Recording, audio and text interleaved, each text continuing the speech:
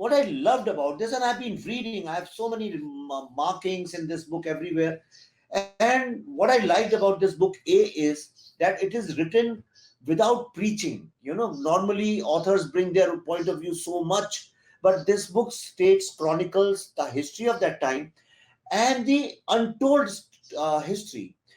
When we think about Punjab, then we generally think about Operation Blue Star, Bhindranwale, Indira Gandhi, and Sikh massacre. These are the only four things which are the talking points anywhere. Though I knew it, more or less I knew it, but I didn't know in such details like you have written in your book, about the Hindu massacre, about the Hindu genocide. I mean, this is one area nobody has spoken about it at all. That so many, in tens of thousands of Hindus were killed, so many women were raped, and shops were looted, houses were looted, and nobody even talks about it. Why nobody talks about it if it was such a true story? Vivek, to begin with, as you rightly said, that no one talks about the real causes.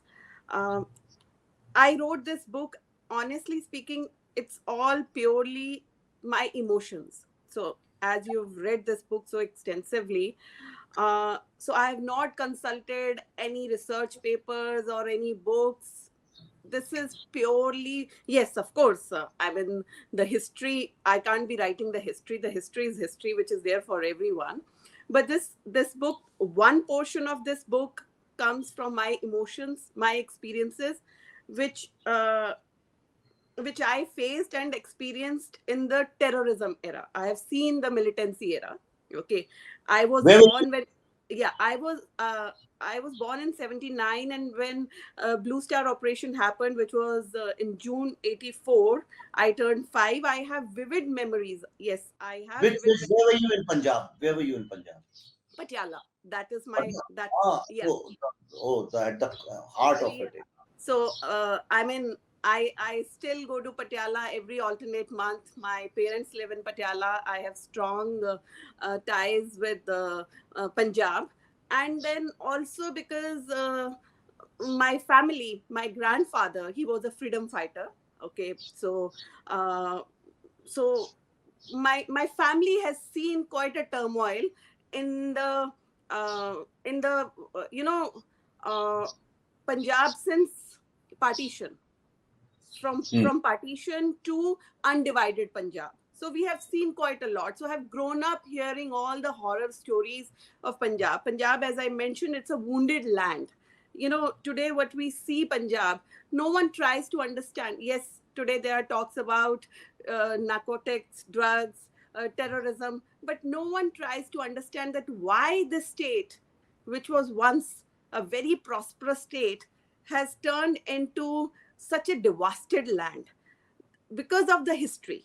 See, Punjab has seen too much of bloodshed in its last, I would say, 100 years of history, which started in 1919 with Jallianwala Bagh massacre, and then the partition.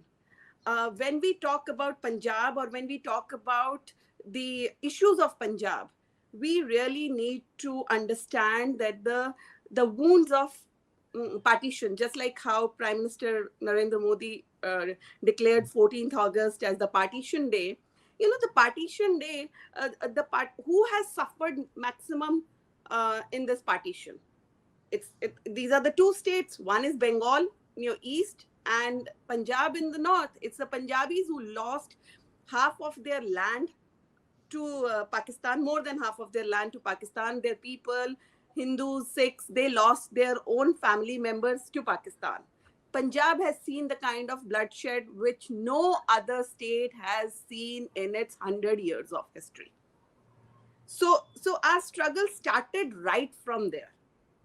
And then No, when in fact, 19 no, you have mentioned, no, you have written in the first chapter itself that the pain and suffering of Punjab started with Jallianwala Bagh. yeah, that's what I You have mentioned to mentioned you. that. Yeah, Nobody talks about anymore Jallianwala, but you have mentioned that, then yeah. partition, But then. see, we have to see this in a very holistic way. You can't be just picking up one issue. You can't be just picking up Blue Star operation. You can't be just picking up drugs or militancy. You need to really go into the root cause. See, the fact is this, that Punjab, as I mentioned, it's a blessed land. It's a land of gurus. I mean, we are indebted to those gurus who made this land. The kings like Maharaja Ranjit Singh, you know, the sacrifices which the 10 gurus of Sikhs, I actually don't consider their gurus. They are our gurus. They were Hindus. I mean, they did not found the religion as a religion to separate them from Hindus. The idea that Sikhism was formed to give them a different identity, to differentiate between Hindus and Mughals. That was the purpose. I Yeah, why mean, would Guru Gobind Singh Ji pick up five Hindu as their Panch Pyares, you know? yeah, and exactly. And when you talk about Guru Gobind Singh Ji, and when Sikhs say that Guru Gobind Singh Ji founded this religion as a separate entity from Hinduism, they forget this, that Guru Gobind Singh Ji also wrote Dehe Shiva Var Mohe Hai. So who is he addressing? Who is Shiva in that? Who is he addressing? He was a Bhakt of Ma Chandi. Yeah. And then Guru Gobind Singh Ji also has written his version of Ramayan, which recently Prime Minister Narendra Modi has released. And I think some Sikh author has written that. It's a translated version of the Ramayan which Guru Gobind Singh Ji had written. Now, no one, even I didn't know this. I was surprised to find out last year. I think I found out last year that Guru Gobind Singh Ji had written Ramayan. I mean, the Yeah, yeah, translated yeah. his version of Ramayan. I mean, imagine the generations have gone. The generations of Hindus and Sikhs have passed without even realizing this fact. True. So what is, see, I do not consider, and I'm sure many like me, no Hindu considers Sikh as a separate entity. They are part of us. I mean, we have same DNA. They're part of us. The problem lies in the politics of hatred. The seeds of that politics were sown in partition. The point is this, yes. Why so? Because Muslims got the Pakistan, okay, and the political Sikhs. When I say political Sikhs, because I don't want to take name of any political party, but you can understand the political Sikhs. They ran this campaign for good 30 years after partition. I mean, for good 20 years, that Muslims got Pakistan, Hindus got India. We didn't get anything. That is where this whole militancy, this whole, the problem started.